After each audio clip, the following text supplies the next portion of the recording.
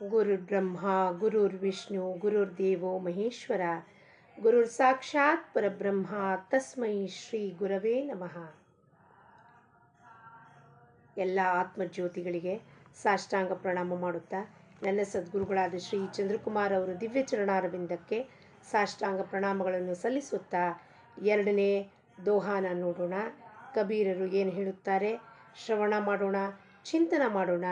ನಮ್ಮ ಜೀವನದಲ್ಲಿ ವೇದಾಂತವು ಆಚರಣೆಯಲ್ಲಿ ಬಂದಾಗ ಮಾತ್ರ ಅದು ಉಪಯುಕ್ತವಾಗಿರುತ್ತದೆ ಅಂತ ಸಂತರು ಹೇಳುತ್ತಾರೆ.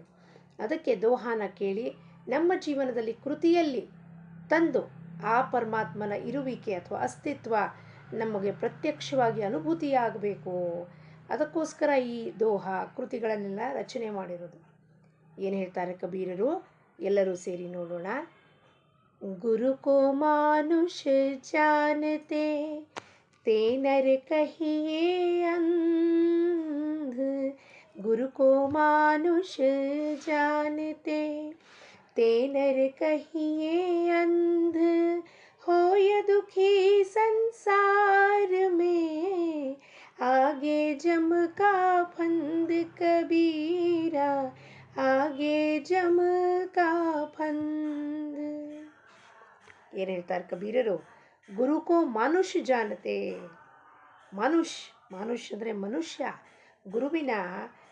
ಗುರುವನ್ನು ಕಂಡಾಗ ಅವನನ್ನು ಯಾರು ಸಾಧಾರಣ ವ್ಯಕ್ತಿ, ಒಂದು ತೊಗಲು ಧಾರಣೆ ಮಾಡಿಕೊಂಡು ಬಂದಿರೋ ಸರ್ವಸಾಮಾನ್ಯ ಪ್ರಾಪಂಚಿಕ ಮನುಷ್ಯ ಅಂತ ಅನ್ನೋದನ್ನು ಯಾರು ಗಣನೆ ಮಾಡ್ತಾರೋ, ಯಾರು ಲೆಕ್ಕಕ್ಕೆ ತಗೊಳ್ತಾರೋ ಅವರು ಯಾರಿದ್ದಾರಪ್ಪ ಅಂಥ ಮನುಷ್ಯರು ನರಕಹಿಯೇ ಅಂಧ, ಕಣ್ಣಿದ್ರೂ ಕುರುಡರಂತೆ ಇರುತ್ತಾರಲ್ಲಪ್ಪ ಇವರು. ಎರಡು ಚರ್ಮಚಕ್ಷುಗಳಿಂದ ನಾವು ಗುರುವಿನ ಆಕಲನ ಅಥವಾ ಅವಲೋಕನ ಮಾಡ್ತಾ ಇದ್ದೀವಿ. ಅವನು ಒಂದು ಸಾಧಾರಣ ಪುರುಷ, ಒಂದು ಧೋತಿಯನೋ ಪ್ಯಾಂಟೋ ಶರ್ಟೋ ವಸ್ತ್ರ ಕಾಷಾಯ ವಸ್ತ್ರನೋ ಅಲ್ಲೂ ನಾವು ನಮ್ಮ ಬುದ್ಧಿಯಿಂದ, ನಮ್ಮ ಒಂದು ಸಂಕುಚಿತ ಮನೋಭಾವನೆ ಬುದ್ಧಿಯಿಂದ ಅವನನ್ನು ಅಳಿಲಿಕ್ಕೆ ಹೋಗ್ತಾ ಇದ್ದೀವಿ. ಯಾರು ಅಮಾಪ್ ಅಂತೀವಿ, ಅಮಾಪ್ ಅಂದರೆ ಯಾರನ್ನು ನಾವು, ಮಾಪ್ ಅಂದರೆ ಯಾರನ್ನು ನಾವು ಅಳಿಲಿಕ್ಕೆ ಸಾಧ್ಯ ಇಲ್ಲ. ಅವನು ಗುರು ಹೆಂಗಿರ್ತಾನಪ್ಪ ಅಂದರೆ ಗುಣಕ್ಕೆ ಅತೀತ, ಕಾಲಕ್ಕೆ ಅತೀತ, ದೇಹಕ್ಕೆ ಅತೀತ ಅಂದಮೇಲೆ ಆ ಒಂದು ಸಣ್ಣ ಮಾನವ ದೇಹದಲ್ಲಿ ಅವನನ್ನು ನೋಡುವುದು ಸರ್ವಥಾ ಮಿಥ್ಯಾ. ಅದಕ್ಕೆ ಕಣ್ಣಿದ್ರೂ ನಾವು ಕುರುಡರಂತೆ ಅವನ್ನ ನೋಡುವುದಿಲ್ಲ. ನಿಜವಾಗಿ ಗುರು ಯಾರಿದ್ದಾನಪ್ಪ, ತತ್ವರೂಪಿಯಾದವನು, ಆ ನಿರ್ಗುಣ ನಿರಾಕಾರನು ಸ್ವಯಂ ತಾನು ಆ ಒಂದು ವೇಷವನ್ನು ಧಾರಣೆ ಮಾಡ್ಕೊಂಡು ಬಂದಿರ್ತಾರೆ. ಧಾರಣೆ ಅಂದರೆ ಒಂದು ಜಸ್ಟ್ ಒಂದು ಡ್ರೆಸ್ ಹೆಂಗೆ ಹಾಕೋತೀವೋ ಹಾಗೆ ಗುರು ಎಂಬುವ ಉಪಾಧಿ ಹಚ್ಕೊಂಡು ಆ ಪರವಸ್ತು ಬಂದಿರುತ್ತೆ. ಆದರೆ ನಾವು ಅದಕ್ಕೆ ಕಣ್ಣು ಹಿಡಿಲಿಕ್ಕೆ ಸಾಮಾನ್ಯ ನಾವು ಪ್ರಾಪಂಚಿಕರು ಅಂದ್ಬಿಟ್ಟು ನಾವು ತೇನರ ಕಹಿಯೇ ಅಂಧ, ಕುರುಡ್ರು. ಹೋಯ ದುಃಖಿ ಸಂಸಾರ ಮೇ ಆಗೆ ಜಮಕ ಫಂದ್. ಅದಕ್ಕೆ ನಾವು ಅಜ್ಞಾನಿ ಇರೋದಕ್ಕೆ ಆ ಗುರು ಬಂದು ನಮಗೆ ವಿಮಲ ಜ್ಞಾನ ಅಥವಾ ಅದು ಎಂಥ ಜ್ಞಾನವನ್ನು ಕೊಡ್ತಾರಪ್ಪ, ಮೋಕ್ಷವನ್ನು ಪಡೆಯುವಂಥ ಜ್ಞಾನವನ್ನು ನೀಡಿದ್ದಾದರೂ ಕೂಡ ನಾವು ಅವನನ್ನು ತಿಳ್ಕೊಳ್ಳಿಕ್ಕೆ ಸಾಧ್ಯತೆ ಆಗದಿದ್ದಾಗ ಬೋಧವೂ ಕೂಡ ನಮಗೆ ಏನಾಗತ್ತಪ್ಪ, ಸಾಮಾನ್ಯವಾದದ್ದು ಒಂದು ಮಾತು ಅಂದ್ಕೊಂಡ್ಬಿಟ್ಟು ನಾವು ಅದನ್ನು ಲೆಕ್ಕಕ್ಕೆ ಹಿಡಿದಲೆ ಅದಕ್ಕೆ ಅವಹೇಳನೆ ಮಾಡ್ತೀವಿ. ಅದಕ್ಕೆ ನಮಗೆ ಅವ್ರು ಕಣ್ಣಿದ್ರು ನೀವು ಕುರುಡ್ರಂತೆ. ಕುರುಡ್ರು ಅಂದರೆ ಅಜ್ಞಾನಿ ಅಂತ. ಕಣ್ಣಿದ್ರು ಕುರುಡ್ರು ಅಂದರೆ ಏನು, ನಮ್ಮಲ್ಲಿ ಆ ಜ್ಞಾನ ವಿಕಸಿತ ಆಗಿಲ್ಲ. ನಮ್ಮಲ್ಲಿ ಆ ವಿವೇಕ, ಸಾರ ಅಸಾರ ವಿಚಾರ ಮಾಡಿ ಸತ್ಯ ಯಾವುದು ಅಸತ್ಯ ಯಾವುದು, ಯಾರಿದ್ದಾನೆ ಕಣ್ಮುಂದೆ ಬಂದಿರೋನು ಅನ್ನೋದನ್ನು ನಮ್ಮಲ್ಲಿ ವಿವೇಕ ಅಭಾವ ಇರುವುದರಿಂದ ನಾವು ಅದನ್ನು ಕಣ್ಣು ಹಿಡಿಲಿಕ್ಕೆ ಸಾಧ್ಯ ಆಗುವುದಿಲ್ಲ. ಅವನು ಬಂದು ಮೋಕ್ಷವನ್ನು ನೀಡಿದ್ರೂ ಸುದ್ದ ನಾವು ಅದನ್ನು ಪ್ರಾಪ್ತಿ ಮಾಡಿಕೊಳ್ಳಿಕ್ಕಾಗುವುದಿಲ್ಲ. ಅದಕ್ಕೆ ಇಂಥ ಜನರು ಹೋಯ ದುಃಖಿ ಸಂಸಾರ ಮೇ, ಈ ಸಂಸಾರದಲ್ಲಿ ಸಿಕ್ಕಾಕ್ಕೊಂಡು ತಮ್ಮನ್ನು ತಾವು ಇದರಿಂದ ಬಿಡುಗಡೆ ಹೊಂದಿಸಲಾರದೆ ಆ ಜನ್ಮ ಮರಣ ಚಕ್ರದಲ್ಲಿ ಹಾಗೆ ಜಮುಕ ಫಂದ್ ಅಂದರೆ ಆ ಜನ್ಮ ಮರಣ ಚಕ್ರದಲ್ಲೇ ಸಿಕ್ಕಾಕ್ಕೊಂಡು ಅವರು ಒಂದು ದಿವಸ ಹೀಗೆ ಮತ್ತೆ ಪುನರಪಿ ನಮಗೆ ತಯಾರಿ ಮಾಡ್ಕೊಂಡು ಸಿದ್ಧತೆ ಮಾಡ್ಕೊಂಡು ಬರ್ತಾರವರು. ಯಾಕೆಂದರೆ ಅವರ ಆ ಗುರುನ ಮನುಷ್ಯರೂಪಿ ಅಂತ ಸಾಧಾರಣವಾಗಿ ತಗೊಂಡ್ಬಿಡ್ತಾರೆ.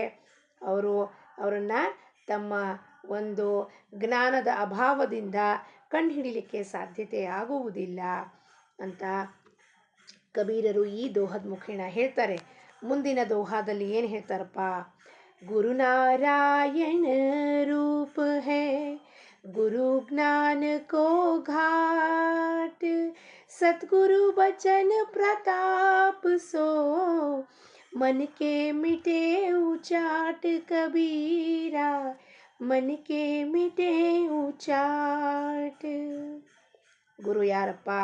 ಸಾಕ್ಷಾತ್ ಮತ್ತೆ ಅವನ ಪರಬ್ರಹ್ಮ ವಸ್ತುವಿನ ಅಂಶವೇ ಆಗಿರುತ್ತಾನೆ, ಸ್ವರೂಪವೇ ಆಗಿರುತ್ತಾನೆ.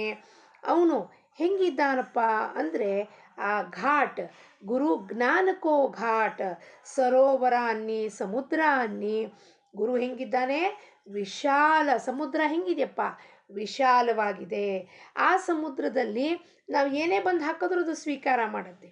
ಆ ರೀತಿಯಲ್ಲಿ ಆ ವಿಶಾಲವಂತೆ ಸಮುದ್ರನಂತೆ ಇರುವ ಗುರು ಜ್ಞಾನ ಸಮುದ್ರ. ಅದು ಅದರಲ್ಲಿ ಎಲ್ಲರಿಗೂ ಅವಕಾಶ ಉಂಟು, ಪಕ್ಷಪಾತ ಇಲ್ಲ ಅವನ ಹತ್ರ.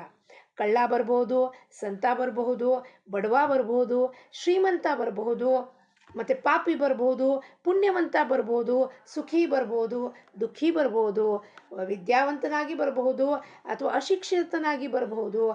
ಯಾರಿಗೂ ಆ ಸಾಗರದಲ್ಲಿ ಏನಿಲ್ಲ, ರಿಜೆಕ್ಟ್ ಮಾಡೋದಿಲ್ಲ ಸಾಗರ. ಎಲ್ಲರನ್ನೂ ತನ್ನಲ್ಲಿ ತಾನು ಸಮಾವೇಶ ಮಾಡ್ಕೊಳ್ತಾನೆ. ಆ ರೀತಿಯಲ್ಲಿ ಆ ಗುರು ಹೆಂಗಿದ್ದಾನೆ? ಘಾಟ್ ಅಂದರೆ ಒಂದು ದೊಡ್ಡ ಸರೋವರದಂತೆ, ಎಲ್ಲಿ ತಮ್ಮನ್ನು ತಾವು ವಿಕಾರ, ಮಾಲಿನ್ಯ, ಅವಗುಣಗಳನ್ನು ಹೊಂದಿರೋ ನಾವು ಜೀವಿಗಳು ಹೋಗಿ ನಮ್ಮನ್ನು ನಾವು ಅವನು ಸಾಗರದಲ್ಲಿ ಮುಳುಗಿ, ಜ್ಞಾನ ಸಾಗರದಲ್ಲಿ ಮುಳುಗಿ ನಮ್ಮನ್ನು ನಾವು ಶುದ್ಧ ಪವಿತ್ರವಾಗಿ ಮಾಡಿಕೊಳ್ಳೋ ಸರ್ವಥಾ ಸಾಮರ್ಥ್ಯ ಉಂಟು, ಅವಕಾಶ ಉಂಟು. ಆ ಗುರು ಅದನ್ನು ನಮಗೆ ಪ್ರದಾನವನ್ನು ಮಾಡುತ್ತಾನೆ. ಸದ್ಗುರು ಬಚನ ಪ್ರತಾಪಿಸೋ ಮನ್ಕೆ ಮಿಟೆ ಉಚಾಟ್. ನಮ್ಮ ಮನಸ್ಸಿನಲ್ಲಿ ಹೇಳ್ತಾ ಇರುವ ಪ್ರತಿಯೊಂದು ವೃತ್ತಿಗಳು ಒಳ್ಳೆಯದಿರಬಹುದು, ಕೆಟ್ಟದಿರಬಹುದು.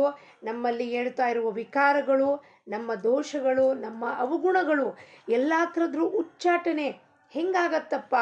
ಉಚ್ಚಾಟನೆಯಾಗಿ ಆ ಮನಸ್ಸು ಆನಂದವನ್ನು ಪ್ರಾಪ್ತಿ ಮಾಡಿಕೊಳ್ಳೋ ಸಾಮರ್ಥ್ಯ ಅಥವಾ ಸಾಧ್ಯತೆ ಆ ಗುರುವಿನ ವಚನಗಳಿಂದ, ಅವನ ಒಂದು ಬೋಧನೆಯಿಂದ, ಅವನ ಒಂದು ಉಪದೇಶಗಳಿಂದ ಈ ಮನಸ್ಸಿಗೆ ಎಲ್ಲ ಥರವಾದ ಸಂಕಲ್ಪ, ವಿಕಲ್ಪ, ಸಂಶಯ ಎಲ್ಲವನ್ನು ಉಚ್ಚಾಟನೆ ಮಾಡಿ ಆ ಗುರುವಿನ ಪಾದದಲ್ಲಿ ಮನಸ್ಸು ಶಾಂತವಾಗಿ ಮತ್ತು ನೆಮ್ಮದಿಯಿಂದ, ಆನಂದದಿಂದ ಆ ಆತ್ಮನಲ್ಲಿ ನೆಲೆಸುವಂಥ ಸರ್ವ ಸಾಮರ್ಥ್ಯವೂ ಗುರು ವಚನಗಳಲ್ಲಿ, ಅವನ ಬೋಧನೆಯಲ್ಲಿ ಇರುತ್ತದೆ ಅನ್ನೋದನ್ನು ಈ ಒಂದು 3ನೇ ದೋಹಾದಲ್ಲಿ ಕಬೀರರು ನಮಗೆ ತಿಳಿಸ್ತಾ ಇದ್ದಾರೆ. ಕಬೀರರ ಈ ದೋಹವನ್ನು ನಾವು ಚಿಂತನ, ಮನನ, ಶ್ರವಣ ಮಾಡಿ ನಮ್ಮ ಜೀವನವನ್ನು ಉದ್ಧಾರ ಮಾಡಿಕೊಂಡು ಆ ಪರಮಾತ್ಮನ ಪಾದಕ್ಕೆ ಕಮಲದಂತೆ ನಾವೆಲ್ಲರೂ ಸೇರಿ ನಮ್ಮನ್ನು ನಾವು ಅರ್ಪಣೆ ಮಾಡಿಕೊಳ್ಳೋಣ ಅಂತ ಹೇಳುತ್ತಾ, ಸದ್ಗುರು ಚರಣಾರವಿಂದಾರ್ಪಣಮಸ್ತು. ಜೈ ಕಬೀರ್.